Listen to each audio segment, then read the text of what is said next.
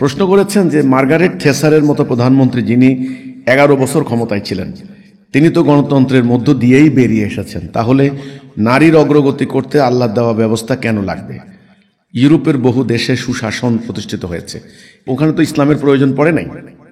হ্যাঁ, আপনি বলেছেন মার্গারেট থেসারের মতো প্রধানমন্ত্রী 11 বছর ক্ষমতায় ছিলেন।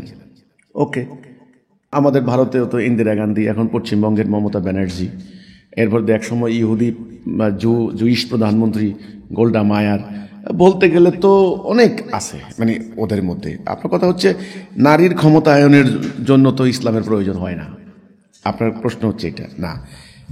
কিছু নারী তাদের স্বীয় যোগ্যতা বলে, তাদের কিছু নারী কোটি কোটি কোটি কোটি শত শত নারীর মধ্যে কিছু নারী যদি কিছু কিছু নির্দিষ্ট জায়গায় তাদের ক্ষমতায়ন হয়, তার মানে এই নয় যে নারী জাতির মুক্তি হয়েছে।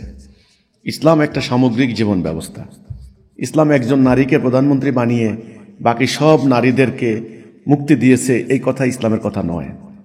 ইসলামের কথা হচ্ছে প্রত্যেকটা নারী তাদের ঘরের মধ্যে অধিকার পাবে, তাদের স্বামীদের কাছ থেকে অধিকার, বাবার কাছ থেকে অধিকার, পাড়া মহল্লায় অধিকার, রাষ্ট্রে অধিকার, ব্যবসা বাণিজ্য, ইন্ডাস্ট্রি, শিল্প কারখানায় অধিকার, সেনাবাহিনীতে অধিকার, পুলিশ ডিপার্টমেন্টে। অর্থাৎ নারীদের প্রকৃতপক্ষে তাদের যার যার যে যোগ্যতা আছে, জ্ঞান আছে, সেই যোগ্যতা জ্ঞানের আগে স্বীকৃতি দিতে হবে যে না, এই যোগ্যতা তার আছে।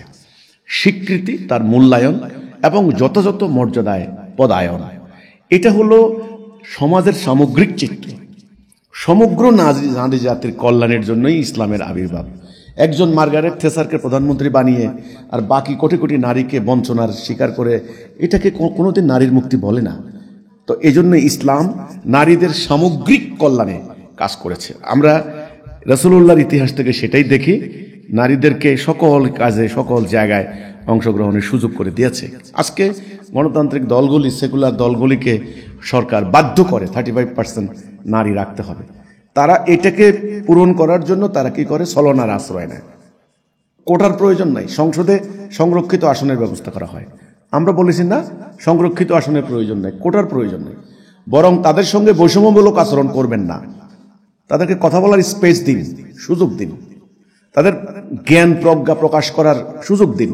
দেখেন তাদের যোগ্যতা বলে তারা যদি 10টা পায় 10টা, এটা হবে সঠিক বিচার, ন্যায় বিচার। তাদেরকে কথা বলতে দিবেন না, তাদের অধিকার স্বীকার করবেন না, না পরিবারে, না সমাজে, না শিক্ষা প্রতিষ্ঠানে, কোথাও না। তাদের এই যে দিন রাত খাটুনির কোনো স্বীকৃতি পাবেন না, এ তো হতে পারে না।